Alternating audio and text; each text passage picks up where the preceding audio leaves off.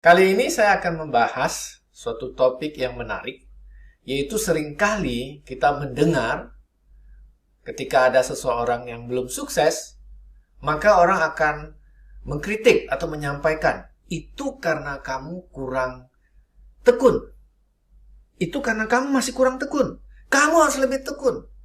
Kalau kamu lebih tekun, pasti kamu sukses. Menurut saya, ini ada yang salah.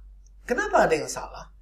Karena kalau dia mempertahankan yang tadi lebih tekun lagi, sekarang ini aja udah tidur jam 3 pagi.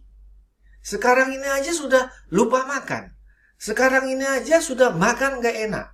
Sekarang ini aja tidur sudah gak bisa. Jadi apa yang salah? Menurut saya, ada yang salah. Benar gak? Kalau orang tambah tekun, tambah parah. Sekarang ini aja sudah gak bisa makan. Sulit tidur. Kalau bangun sudah badannya capek. Jadi kalau lebih tekun lagi, ya ini namanya keterlaluan. Orang bisa berakhir pada ke rumah sakit atau mengalami kematian pada usia yang muda. Nah, ini yang perlu saya garis bawahi. Dalam hidup, bukan soal tekun atau harus tekun baru berhasil. Tapi caranya, bagaimana untuk berhasil. Hari ini saya akan sharing tentang 10 faktor sukses orang Tionghoa. Jadi dengan memahami ini, Anda tidak terlalu memforsir ketekunan, tapi memahami bagaimana mekanisme untuk mencapai sukses. Di zaman dahulu, tips ini itu tidak sembarangan diberikan kepada orang luar, karena bagi orang Tionghoa, dia akan sampaikan kepada anak ataupun ke mantunya. Jadi ini tip Anda beruntung sekali. Anda tidak perlu menjadi mantu orang Tionghoa, tapi Anda dapat rahasianya untuk mencapai sukses. Ya. Nah, pertama kali apa? Yang disebut dengan Ming. Seseorang hidup sekarang ini memiliki karma yang baik. Nah, apakah karma baik kita ini sudah cukup? Nah, kalau nggak cukup, nah bagaimana kita memperbaikinya? Ini bisa dilihat dengan Pak Tzu. Dengan kita bisa melihat Pak Tzu, potensi diri kita seperti apa? Karma baik kita sebanyak apa? Nah, seringkali orang ini mengabaikan Pak Tzu. Sehingga pada masa harusnya dia panen raya, dia sibuk bermain. Sementara ketika dia harusnya sedikit beristirahat, dia malah mengejar. Nah, inilah yang membuat jadi jungkir balik. Yang kedua adalah Yun, yaitu keberuntungan saat ini. Nah, keberuntungan saat ini itu apa? Nanti saya akan jelaskan. Yang ketiga, Feng Shui, yaitu lingkungan yang berenergi positif. Yang keempat, yaitu kita harus mengumpulkan kebajikan. Yang kelima, kita harus selalu mengisi ilmu, pengetahuan, dan kebijaksanaan. Suasana saat ini, ataupun situasi saat ini, adalah kesempatan kita untuk belajar. Webinar banyak. Banyak tokoh-tokoh yang berbicara. Kita bisa belajar dari mereka. Isi ilmu kita. Kurangi nonton hal-hal yang kurang berguna. Tontonlah, dengarlah hal-hal yang berguna yang menunjang kita ketika pandemi ini berakhir. Kemudian, yang keenam, kita harus mampu menjaga nama baik kita. Jangan semata-mata mengejar keuntungan jangka pendek, kita mengorbankan nama kita.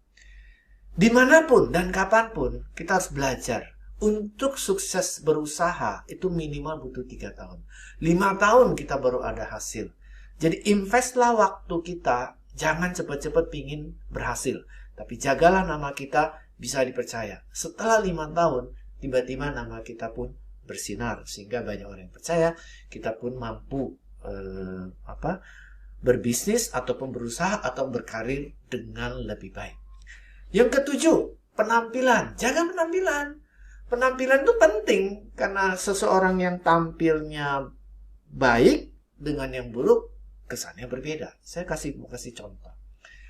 2 orang memiliki sifat ataupun karakter yang sama. Tapi satu bisa menjaga penampilannya up to date dengan sekarang ini. Sementara yang satu kurang up to date dengan saat ini. Dengan siapa? Atau siapa yang lebih senang bergaul ataupun berhubungan dengan orang ini? Tentu orang yang dapat menjaga penampilannya. Zaman dahulu, Xiang juga artinya face reading ataupun tanda-tanda di wajah kita. Sebenarnya face reading saat ini itu, asal kita tahu triknya, kita bisa kok melakukan operasi plastik. Nah, ada yang nanya, Pak Agino, kalau operasi plastik itu apakah bisa mengubah nasib orang? Ya jelas lah, pastilah. Maaf ya, kalau seseorang yang tadi wajahnya kurang rupawan, tiba-tiba pergi bedah plastik menjadi rupawan. Apakah orang tidak lebih senang bergaul atau berteman atau sekedar berkenalan dengan orang yang rupanya wajahnya lebih rupawan? Anda tentu bisa menjawab, ya kan? Kita lebih senang bergaul dengan orang yang lebih cantik. Nah, tapi perlu digarisbawahi, kalau hanya mengandalkan penampilan yang keren, betul, dia bisa memancing orang untuk berkenalan di awal. Tapi kalau selanjutnya, setelah 2 hari, 3 hari, 3 minggu, tahu isinya. Nggak ada isinya, kosong. Kosong melompong. Penampilan adalah cara kita untuk menarik perhatian. Itu sudah langkah yang maju, tapi itu baru hanya satu faktor, ya. Jadi kemudian kita ada yang poin ke-8, yaitu harus menghormati dan menjunjung orang-orang bijak zaman dahulu. Kenapa ini penting? Apa yang ada kita saat ini, apa yang ada, bahkan seluruh ilmu pengetahuan barat ataupun pengetahuan orang timur, itu kalau kita trace back, itu berasal dari orang zaman dahulu. Tidak ada filsafat yang baru sesungguhnya. Tidak ada juga filsafat orang Tionghoa yang baru. Semua itu adalah akumulasi dari zaman dahulu. Jadi kalau kita sekarang ini, maaf ya, menjadi sok pintar, seolah-olah kita perlu menciptakan ilmu sendiri, perlu menciptakan filsafat kehidupan sendiri, saya pikir kita berada di langkah yang salah. Kemarin saya mendengar seorang ahli filsafat dari Tiongkok. Dia bicara, bahkan tidak ada sebenarnya filsuf barat sekarang ini yang berhasil menciptakan filsafat yang baru. Tidak ada, semua itu hanya modified dengan situasi saat ini. Basisnya adalah tetap filsafat Plato, Socrates, dan diubah. Begitu pula orang Tionghoa. Tidak ada yang baru. Semuanya berasal dari Konghucu, berasal dari Tao, berasal dari Lao Tzu, sebagian berasal dari Siddhartha, seorang Buddha. Ya. Jadi kalau kita tidak mau menjunjung, tidak mau menghormati, tidak mau belajar dengan orang zaman dahulu, menurut saya dan saya pikir kita sendiri menyanyikan hal yang sangat berguna. Itu adalah harta karun yang luar biasa. Saya sendiri sesungguhnya adalah menyampaikan apa yang telah mereka sampaikan dengan cara baru seperti saat ini. Dengan video ini tentu menjadi berbeda, tapi sesungguhnya tidak ada yang baru. Jadi kalau Anda atau siapa saja mau mencoba untuk menggali, menghormati orang bijak zaman dahulu, 80% ya, kalau tadi 1, 2, 3, Anda sudah lebih maju dibandingkan orang lain. Kemudian, yang ke-9, ini menjadi sangat penting. Luar biasa penting. Kenapa? Namanya bertemu dengan orang hebat. Atau belajar dari orang yang hebat. Saya sendiri selalu ingin ketemu orang hebat dan belajar. Syaratnya apa? Kerendahan hati. Kerendahan hati. Kerendahan hatian. Rendah hati. Kalau kita mau belajar dari orang hebat, kita harus rendah hati. Nah, kenapa kita harus belajar sama orang hebat? Bukankah kita bisa belajar sendiri? Oh, bisa. Siapa bilang nggak bisa? Tapi kalau belajar sendiri, Anda akan trial and error, akan salah dan salah terus. Bisa 5 tahun, bisa 10 tahun, bisa 20 tahun, bisa 30 tahun. Maaf, ada orang bisa seumur hidup melakukan kesalahan yang itu juga. Jadi, belajar dari orang hebat, kita shortcut, membuat waktu kita menjadi pendek. Dari 30 tahun, jadi 20 tahun. Dari 20 tahun, bisa jadi 10 tahun. Dari 10 tahun, bisa jadi tinggal 5 hari. Dari 5 hari, bisa jadi 1 hari. Saat ini aja saya sejujurnya, saya mau belajar kok. Dari misalnya Deddy Corbuzier, dari Mary Riana, dari Helmi Yahya, dari siapa aja. Ya kita perlu mempelajari hal-hal hebat dari mereka. Dengan demikian, Kita bisa lebih maju, jauh lebih cepat dibandingkan dengan kalau kita belajar sendiri. Nah, yang 10. Yang 10 ini yang paling luar biasa. Yaitu tahu cara menyehatkan tubuh dan pikiran. Kembali ke yang tadi yang di awal. Kita tidak bisa hanya tekun. Nah, itu tidak bisa. Justru saya ketika orang yang tekun, stop. Betul-betul Anda stop. Jangan lebih tekun. Kurangin ketekunan Anda. Sungguh. Ini adalah nasihat yang paling gak enak Anda dengar. Mungkin beberapa orang akan bilang, kamu kurang tekun. Dia kurang tekun. Saya bilang, enggak. Stop. Karena saya mengalami dan mengamati banyak orang itu super tekun. Dan karena super tekun itulah hambatan. Ya. Nah, pada saat seseorang itu super tekun, kemarin saya menasihati anak teman saya yang di Kanada, tolong kamu kurangin ketekunan. Kasihanilah diri Anda, cintailah diri Anda. Yaitu dengan namanya memelihara tubuh dan pikiran. Dari 1, 2, 3. Ya.